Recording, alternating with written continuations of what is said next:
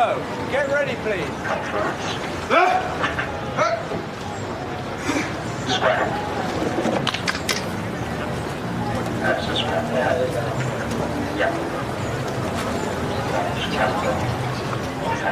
2,112 meters lie ahead.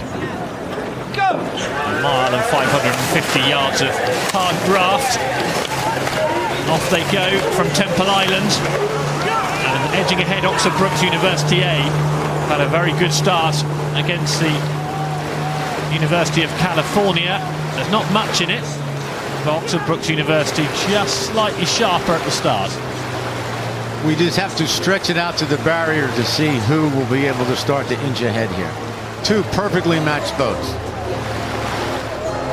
Off at 42 strokes a minute. Just shading it, aren't they, Oxford Brookes at this stage? Very early stage, but nothing in it. Not a lead of any consequence at this stage.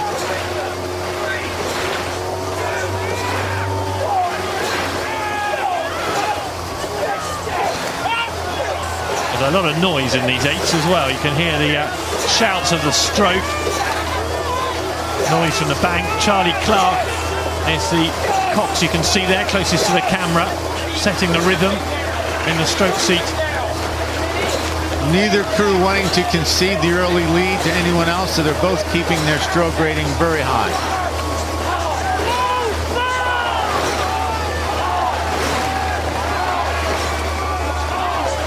And the race just settling down now. They're just reducing the rate a fraction. California rolling a little bit cleaner with the blades. The difference here is that California has the 8 men there have raced in 2 different boats all year, whereas the Oxford Brookes raced as an 8 all year. Yeah, should be a little bit more chemistry in that Oxford Brookes University boat based on that. But they're a length down now, aren't they, California? I don't think that will stay that way. No. This will be a race. The college season in the United States is extremely competitive with racing almost every weekend. So California will have a lot of experience. They have a lot of long rows in the Oakland estuary. They've settled down to about a beat lower than Oxford Brookes. And we'll see what their game plan is to slowly try to pull back. Yeah, those long rows in the estuary so important for an event like Henley, where it's I mentioned the length of the race on the start line being a fraction longer than the normal 2,000 meters, plus the flow, the current, they're going against the flow, aren't they? So that makes it I think they reckon about 40 seconds in most boats longer, just because of the currents and the flow. But I'm sure Scott, their coach, has taken them out for several lunch rows where you pack a lunch to eat when you turn around after a long session.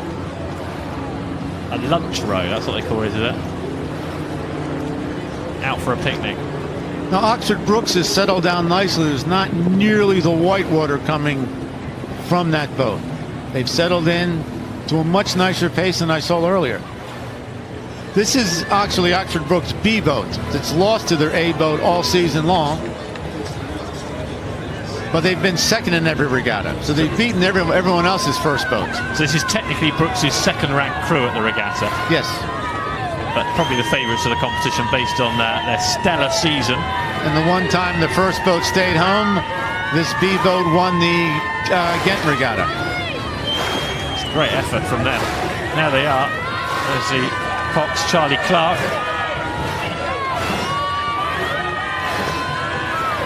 Now they have clear water on California. Yeah, putting together a good race here as they move in front of Remenham and the boathouses.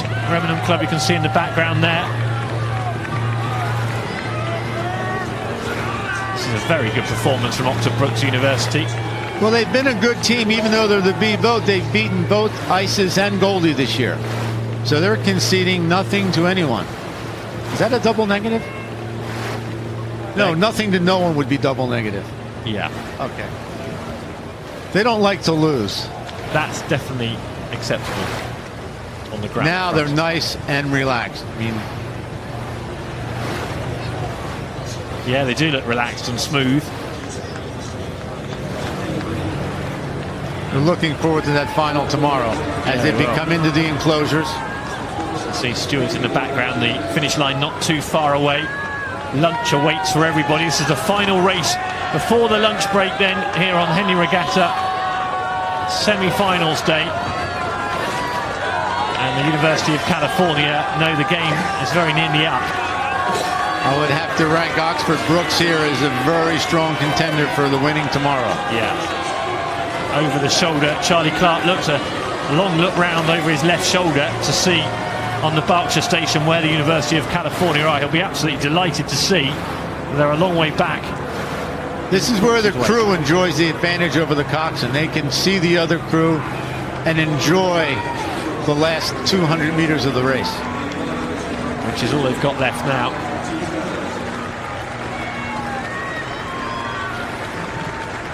They'll be starting to think about tomorrow.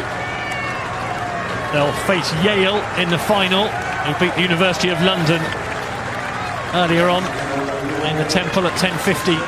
Those two went head-to-head and Yale University won. So it'll be an American university against an English university tomorrow in the final of the Temple Challenge Cup. Last few strokes now then, they're nearly home and hosed in the Temple Challenge Cup. Oxford Brookes University.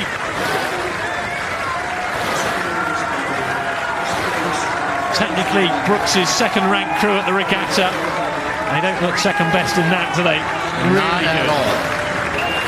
Over the line they come now. They'll be in the final of the Temple Challenge Cup tomorrow. And for University of California, they can enjoy the delights of Saturday night in Henley without the worry of a big final tomorrow.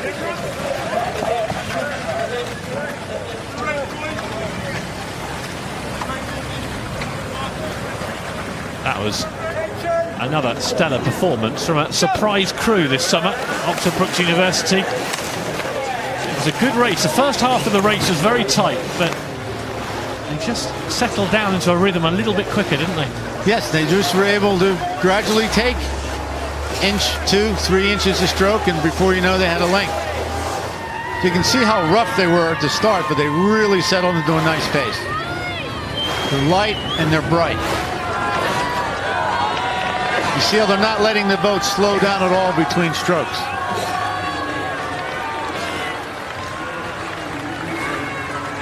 They'll have lots of friends and family here supporting, being such a local boat, only 20 miles from their base up at Oxford. And they'll have all enjoyed that ahead of lunch.